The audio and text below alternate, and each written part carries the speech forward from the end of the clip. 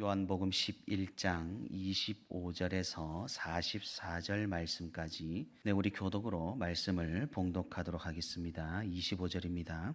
예수께서 이르시되 나는 부활이요 생명이니 나를 믿는 자는 죽어도 살겠고 무릇 살아서 나를 믿는 자는 영원히 죽지 아니하리니 이것을 네가 믿느냐?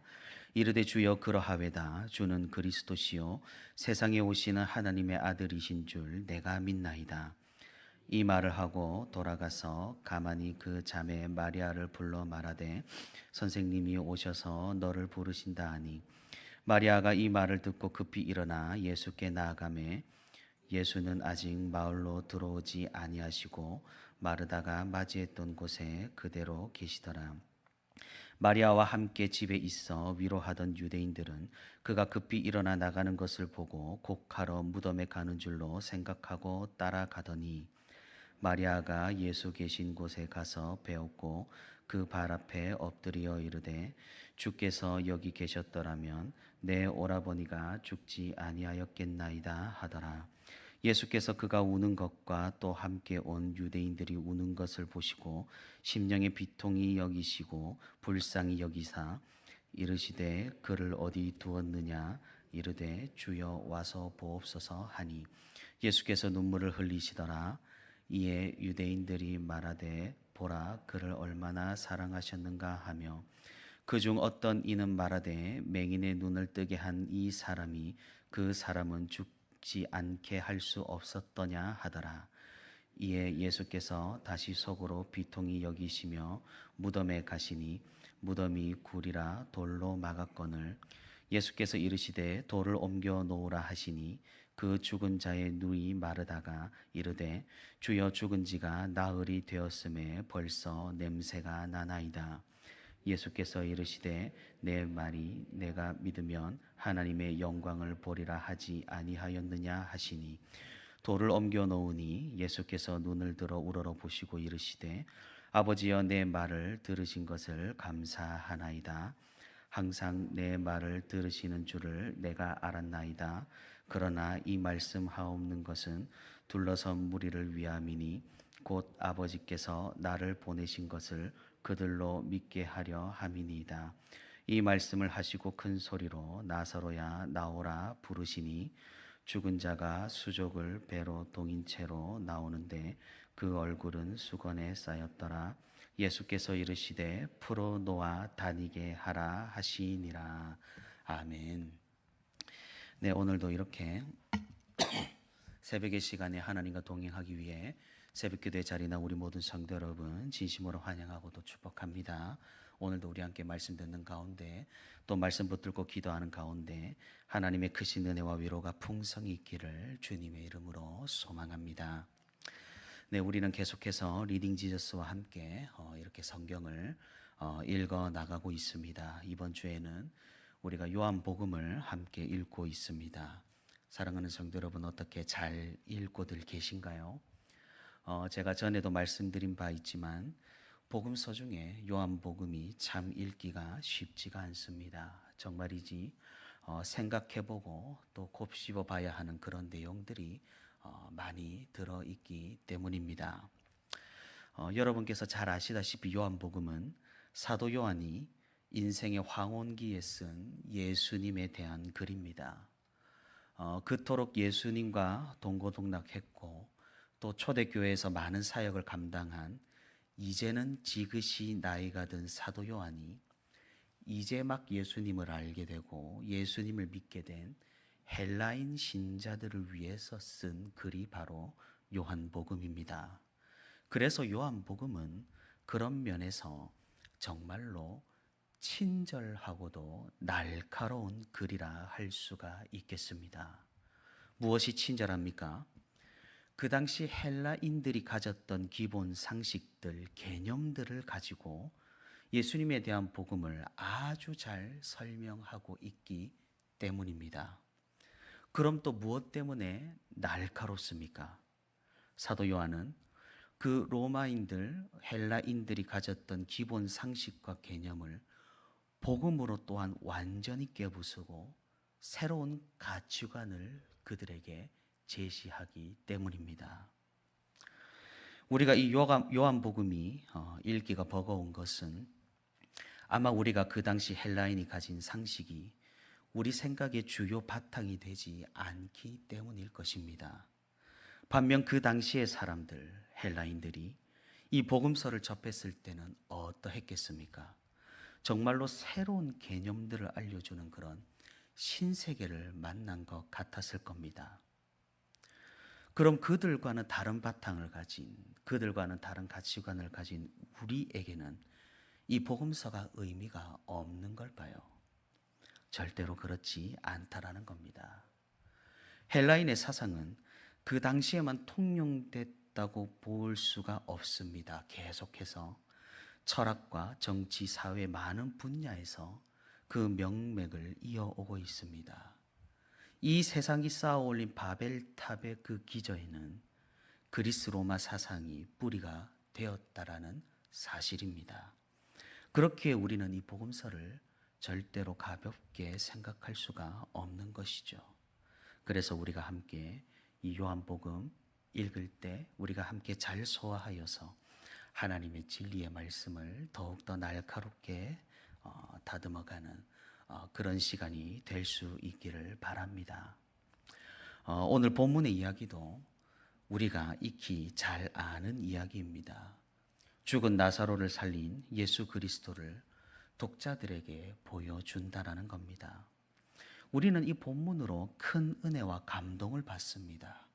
예수님의 능력, 예수님의 헌신, 예수님의 사랑을 느낄 수가 있는 겁니다. 사실 이렇게 우리가 묵상하고 이렇게 우리가 감동을 느끼기만 한다면 얼마나 편하고 좋겠습니까? 하지만 우리는 여기에서 한 걸음 더 나아가야 한다라는 것이죠. 조금 더 날카롭게 오늘 본문을 뚫어지도록 봐야 한다라는 그런 말씀입니다. 무슨 말입니까?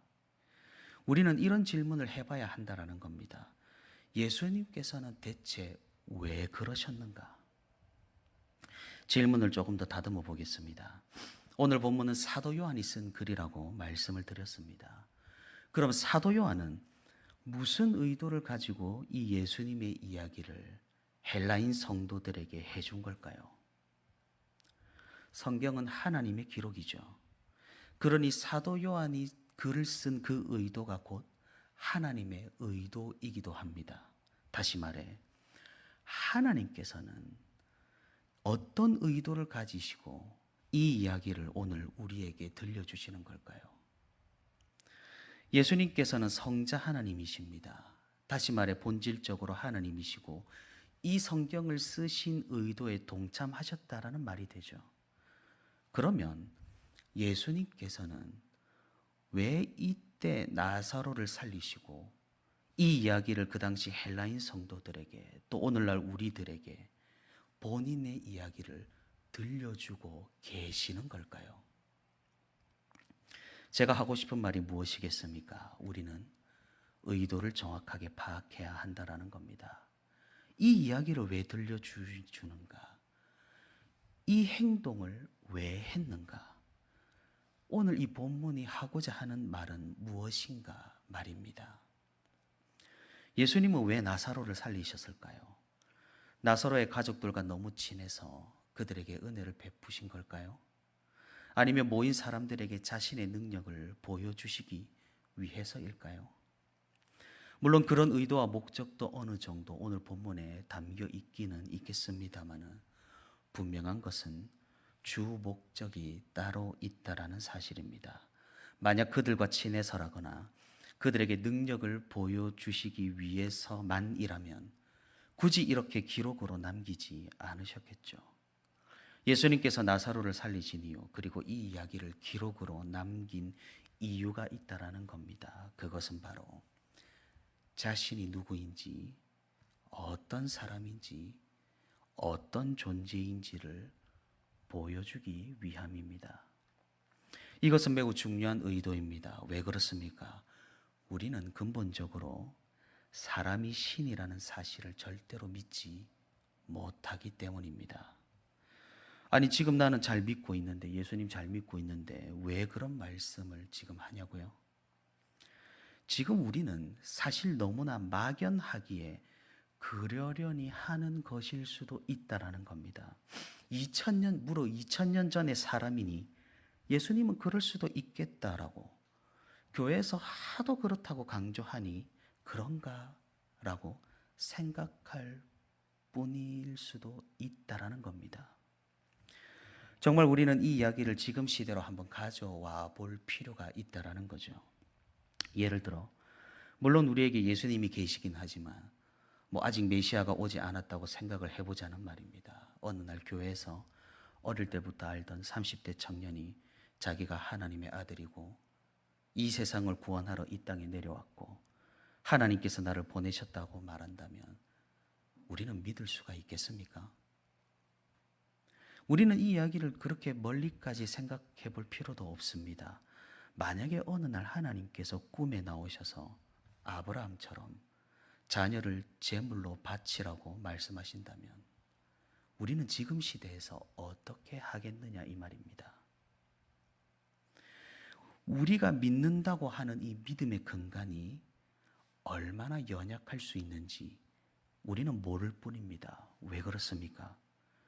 그토록 예수님을 믿고 따르던 그 제자들도 예수님을 하나님의 아들이라고 고백하고 메시아로 고백하던 그 제자들도 십자가 앞에서 모두 도망쳤습니다. 우리라고 그들과 다르겠냐 이 말입니다.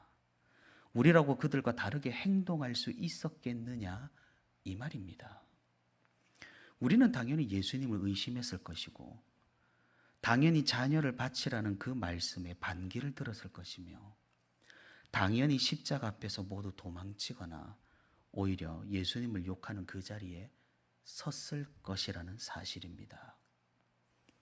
그래서 그렇기 때문에 하나님께서는, 우리 주님께서는 오늘의 이야기를 우리에게 들려주시는 겁니다.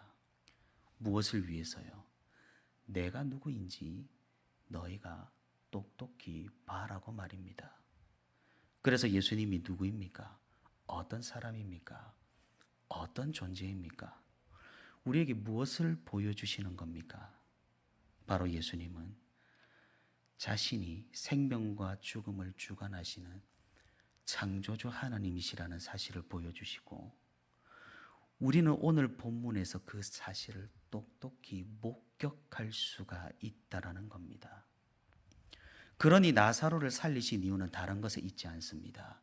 우리는 콩고물을 기대하고 무언가 우리의 이익을 생각하는 것을 일단 멈추어야 합니다.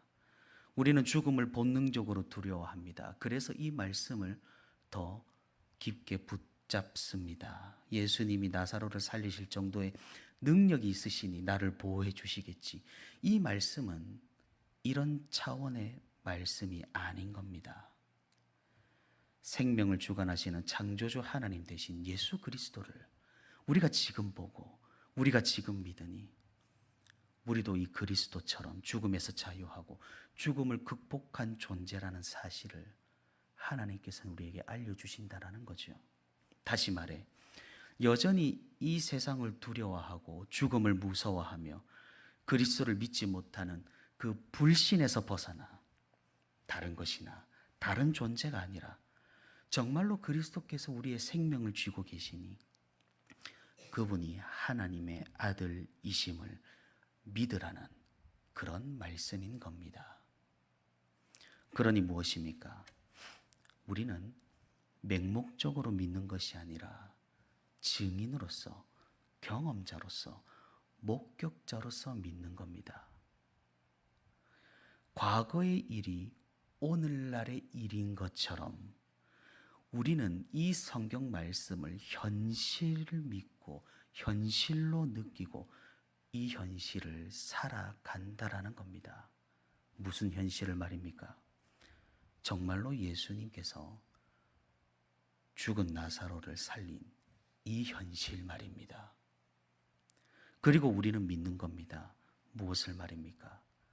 생명을 주장하셨던 그 주님께서 지금도 내 생명을 인도하고 계신다라는 사실을 말입니다.